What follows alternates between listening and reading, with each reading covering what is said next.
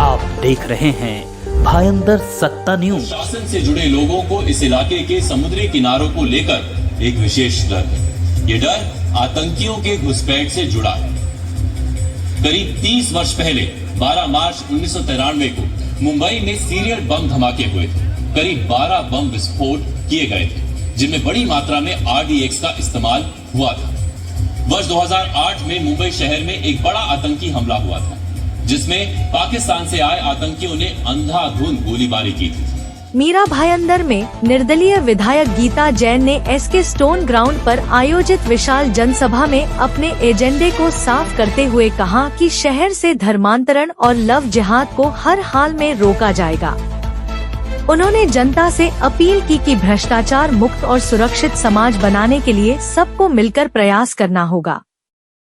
सभा में हजारों समर्थकों की मौजूदगी में गीता जैन ने सनातन धर्म की रक्षा और महिलाओं के सशक्तिकरण को अपनी प्राथमिकता बताया। उन्होंने कहा कि विधानसभा में पहुंचने के बाद कड़े कानून बनवाने का प्रयास करेंगी, जिससे हिंदुत्व विरोधी गतिविधियों पर अंकुश लगाया जा सके।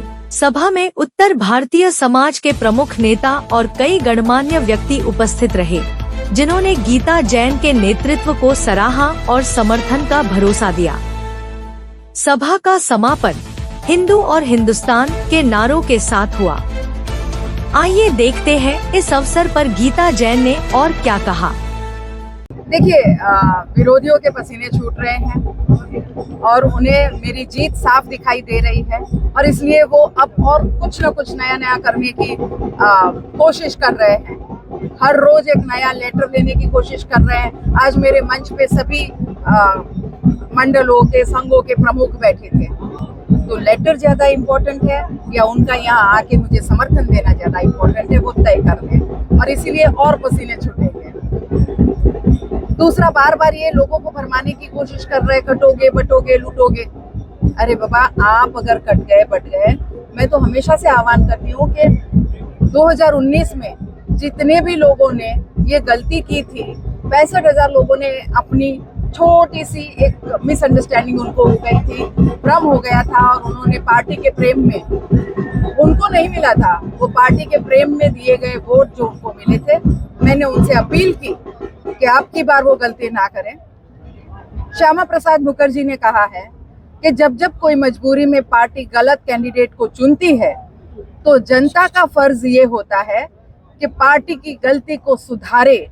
और वही अपील मैं आज आप सबसे करना चाहती हूँ कि भले ही पार्टी ने गलत कैंडिडेट को चुन लिया हो, आप असली भाजपाई को जरूर चुने।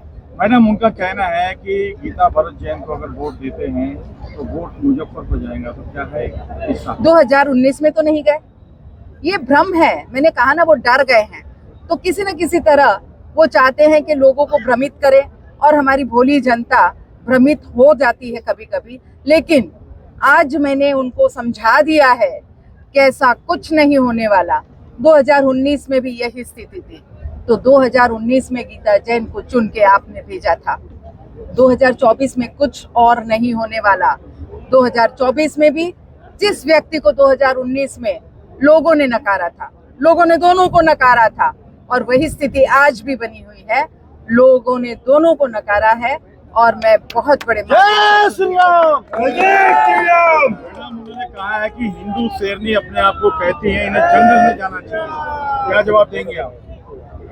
जब भेड़िए शहर में आ जाते हैं, तो शेरनी का काम होता है कि उन भेड़ियों को खत्म करने के लिए वो भी शहर में आए, और इसीलिए मैं आई हूँ।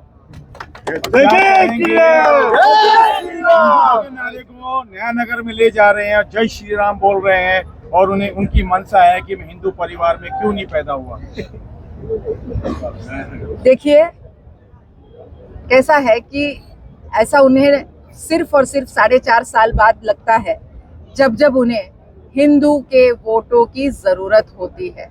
वो भ्रमित करते हैं लोगों को कि आइए, मैं भी तो हिंदू ही हूँ, मैं भी हिंदुत्व को मानता हूँ। तो मानता हूँ, तो मैं पूछना चाहती हूँ कि क्यों नहीं उस समय उतरे हमारे ध्वज की रक्षा करने के लिए।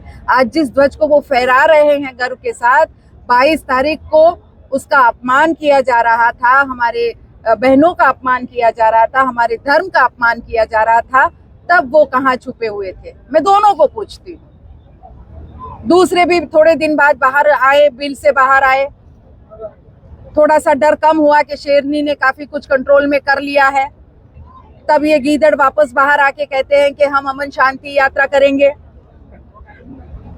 तो मैं पूछना चाहती हूँ कि भाई जब जरूरत शहर को पड़ती है तब यही गीता जैन सड़कों पे उतरती है, चाहे वो कोविड का समय हो, चाहे हमारे सनातन धर्म की रक्षा का बात हो, काम तो गीता जैन ही करती है। और उत्तन के दरगाह के बारे में क्या प्रकाश डालेंगे? देखिए, उत्तन के दरगाह में आपको पता है कि वहाँ बार बार पकड़ा गया है, वहाँ सुरक्षा के लिए हमारे खतरा है। वहाँ हमारे NIA की रिपोर्ट है कि ये दरगाह बहुत खतरे से खाली नहीं है और वो इलीगल है। मुझे किसी धार्मिक स्थलों से कोई दुश्मनी नहीं है, मुझे वहाँ होने वाले गलत कामों से परहेज है, विरोध है। और वही मैं दर्शाना चाहती हूँ कि धार्मिक स्थलों को धर्म के लिए यूज करे, हमारी बच्चियों को बरगलाने के लिए नहीं, 100 रुपए के स्टैम्प पेपर पर निकाह करने के लिए नहीं, उन्हें भगा के ऐसी जिंदगी देने के लिए नहीं कि उनके टुकड़े उनके माँ बाप के हाथ में आए। और इसीलिए उनकी रक्षा करने के लिए आज मैंने 500 रुपए के स्टैम्प पेपर पर ये वचन दिया है सकल हिंदू समाज को कि मैं ये कायदा महाराष्ट्र में भी जरूर लाऊंगी। जरूर पड़ी, मैं योगी जी के पास बार बार जाऊंगी कि हमें प्रेरणा करे कि आपने जो ये कायदा, लव जिहाद का कायदा वहाँ यूपी में लाया है, हमारे महाराष्ट्र में इसकी बहुत जरूरत है। हमारी सिर्फ मीरा रोड से 36 बेटियों पे ये अत्याचार हो गया है और एक ही साल में, अभी इतने सालों का रिकॉर्ड मैंने नहीं देखा, ये 1 साल का रिकॉर्ड मैं आपको बता रही हूँ। तो प्लीज मुझे भी मदद कीजिए हमारी बेटियों को बचाने के लिए। और इसीलिए आज मैंने स्टैम्प पेपर पर लिख के दिया है कि बेटियों के रक्षा के लिए, उनको ये लव जिहाद से बचाने के लिए मैं कटिबद्ध हूँ। उत्तराखंड के मुख्यमंत्री आते हैं, राजस्थान के मुख्यमंत्री आते हैं, उनका कहना है कि भारी बहुमतों से कमल पे बटन दबाइए, लेकिन आपको यहाँ के कुछ नेता कहते हैं कि आप भाजपा ही नहीं हो, डुप्लीकेट भाजपा ही हो, आपको भाजपा का सहारा लेना पड़ता है जीतने के लिए। देखिए, भाजपा ने मेरा सहारा 5 साल लिया है, समर्थन 24 घंटों में, वापस सरकार बनाने के लिए गुवाहाटी भेज के, जब जब जरूरत पड़ी परिषद, राज्यसभा, तब तब उन्होंने मेरी मदद ली है। तो असली भाजपाई जो बिना शर्त हर बार अपनी पार्टी के पास खड़ी है, कंधे से कंधा मिला के, हर जरूरत पर मैं अवेलेबल रही हूँ, तो असली भाजपाई मैं हूँ। या लोकसभा में जो इस्तीफे का नाटक देके पार्टी पे दबाव ला रहे थे, मोदी जी के दिए हुए कैंडिडेट को अस्वीकार कर रहे थे, वो असली भाजपाई है या हर हमेशा पार्टी के लिए खड़ी रहने वाली ये गीता जैन असली भाजपाई है? ये मैं पूछना चाहती हूँ लोगों से।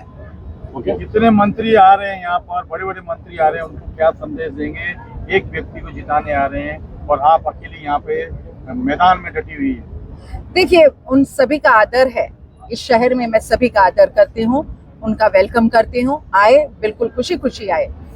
पर एक बात जरूर वो भी ध्यान में रखें कि जिस कैंडिडेट के लिए आए हैं, क्या वो भाजपा का कैंडिडेट कहलाने के लायक है? क्या उनका इतिहास देख के, उनका गुनाहित इतिहास देख के, उन पे लगे गुनाहों को देख के आपको हिचक नहीं होगी कि हम किसके लिए बोल रहे हैं? और इसीलिए शायद वो नाम लिए बिना सिर्फ पार्टी का नाम लेते हैं, ताकि स्मृति जी ने तो डायरेक्टली कह दिया कि व्यभिचारी, भ्रष्टाचारी को वोट नहीं देना है।